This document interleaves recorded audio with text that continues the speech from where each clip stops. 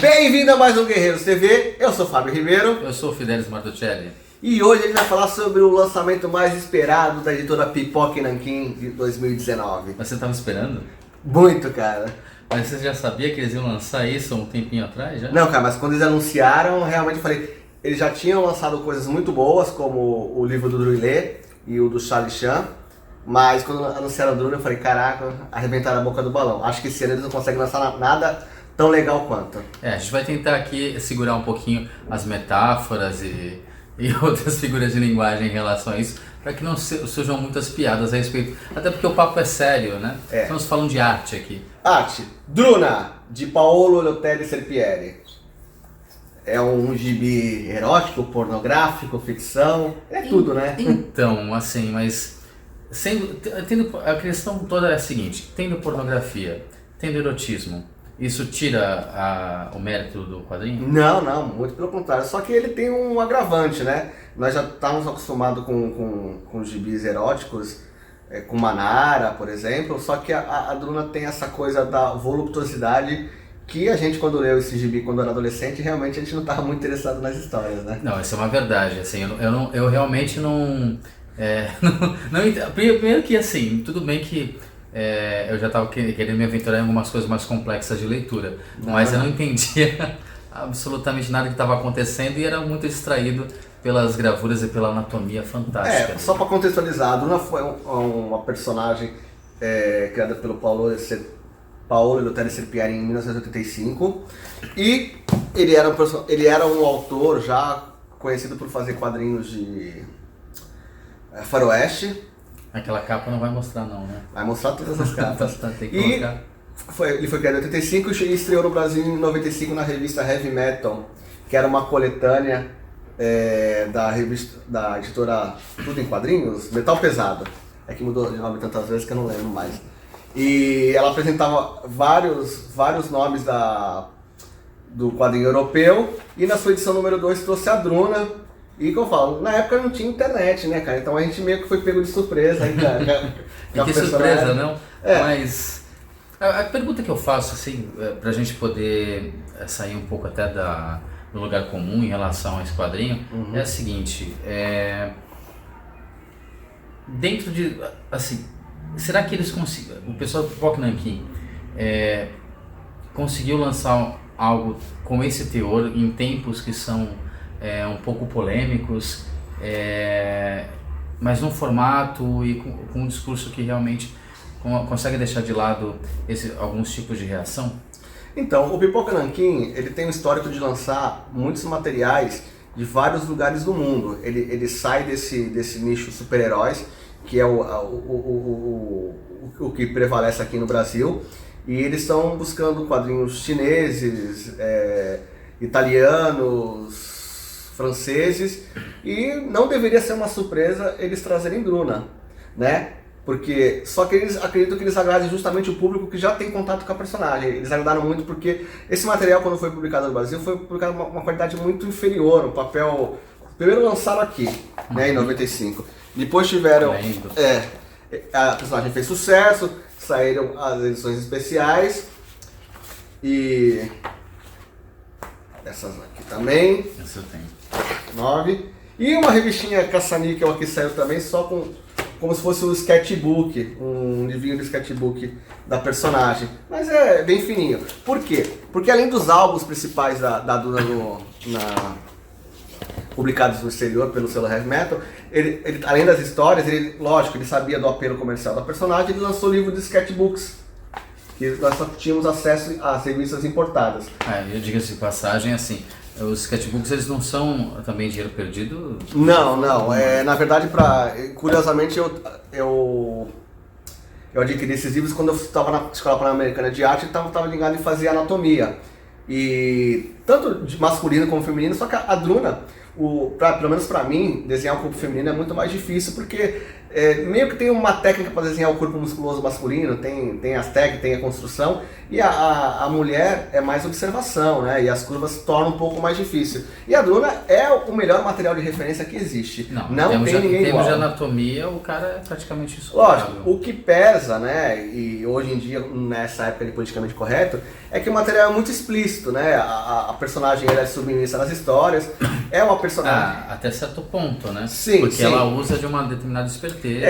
Contextualizando, a Duna é uma personagem que vive num mundo desolado, povoado por homens e monstros, e alguns homens são mordidos por esses monstros e acabam também se transformando nos monstros. E tem toda uma busca por um soro, e ela perambula por esse mundo junto com seu companheiro, que eu não vou lembrar o nome agora, e ela tenta obter esse soro para o seu companheiro, e às vezes ela se submete aos caprichos sexuais de gangues ou de outros monstros. Então tem muito sexo explícito, as penetrações são mostradas, sexo anal, dominação, bondagem, todo mundo quer abusar da Duna, e ela usa de maneira inteligente. No mundo de hoje, onde o feminismo está em voga, né, esse tipo de narrativas é questionada. Então, mas eu acho interessante que, assim, nessa segunda... Tudo bem, se pegar alguém que tem uma mente, sei lá, mais reativa ou adolescente, vai realmente, Sim. de repente, levar para esse lado, para um lado empolgado com relação às ilustrações, ou então Sim. chocado e revoltado em relação à questão da protagonista se submeter a isso. Na época, e acho que hoje em dia não é diferente, a revista já é recomendada para adultos, não é para adolescentes. Sim. Quem porventura leu, como eu e você na época, a gente comprou de ser vergonha, né? Porque na verdade, você também não podia comprar a revista Playboy, a revista Sex, e você comprava enganando, pedindo para algum adulto comprar. Mas ela tem a sua recomendação, né? Só que ela tem uma história de pano de fundo, de ficção científica, Sim. tem de crítica social, e assim, dá substância para uma história cujos os desenhos realmente são um ponto alto, né? A personagem feminina, o seu erotismo é o ponto alto, mas não deixa de ter história.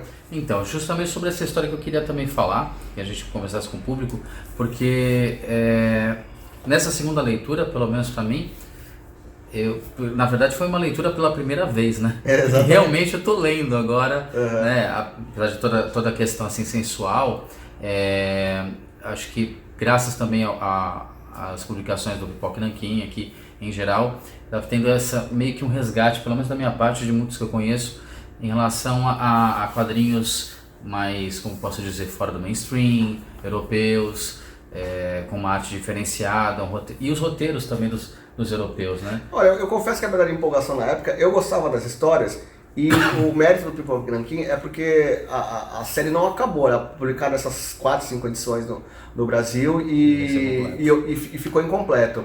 Então eu tinha realmente curiosidade de saber como termina a história. A Pipoca Nanquim vai lançar essa coleção em 3 edições e na terceira um box, e ela vai compilar também esse material desses sketchbook. Já tem uma parte do sketchbook aqui e finalmente a gente vai poder ler o final da Druna, né? Pelo menos até onde foi, porque se eu não me engano eles estão lançando agora porque o Lettore Serpieri lançou uma edição recente agora em 2016.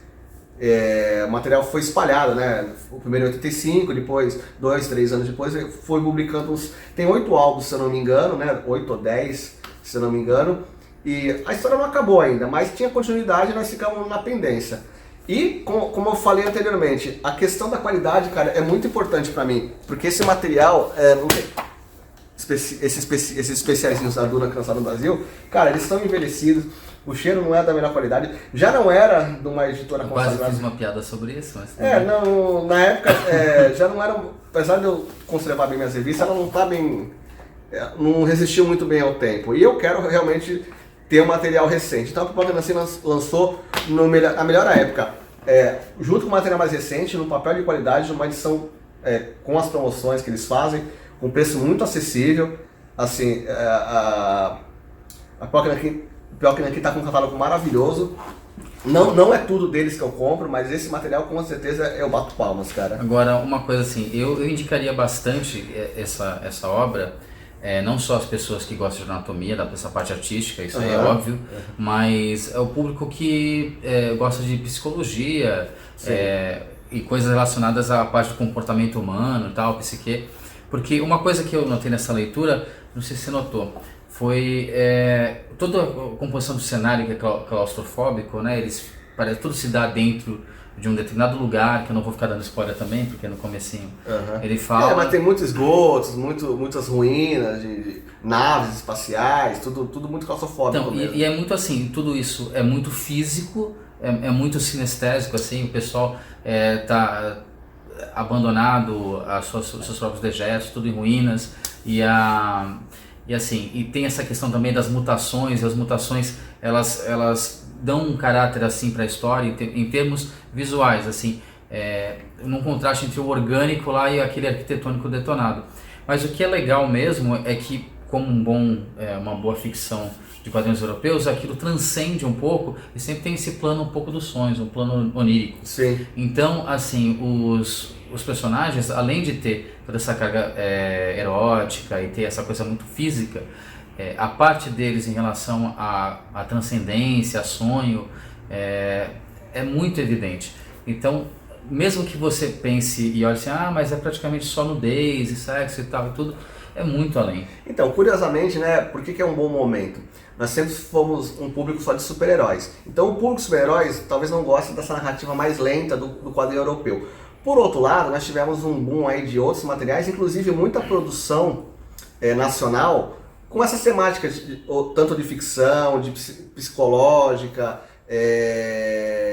essa coisa mais intimista, essa mais de comportamento. Então acho que esse público que se criou nos últimos 5 anos do mercado nacional, que acabaram difundindo editoras aí como a Nemo, Além da Pipoca e Nanquim, a Mino, com esse material um pouquinho distante do quadrinho de ação, é um público mais apto a ler esse tipo de material.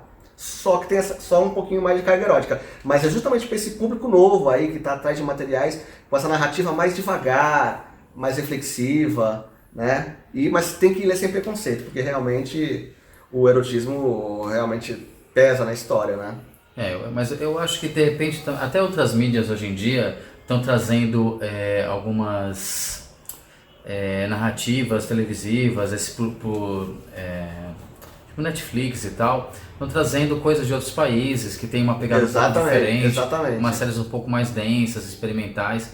Então eu acho que o público ele está preparado então, para isso. Então se você quer ler pela história e esse público atrás de outro tipo de narrativa, ultrapasse o preconceito do erotismo. Agora, se você está afim somente da parte erótica, também não vai se arrepender. Com certeza não vai, porque realmente é um desbunde, né? Literalmente falando. Porque a personagem, ela inclusive tem uma...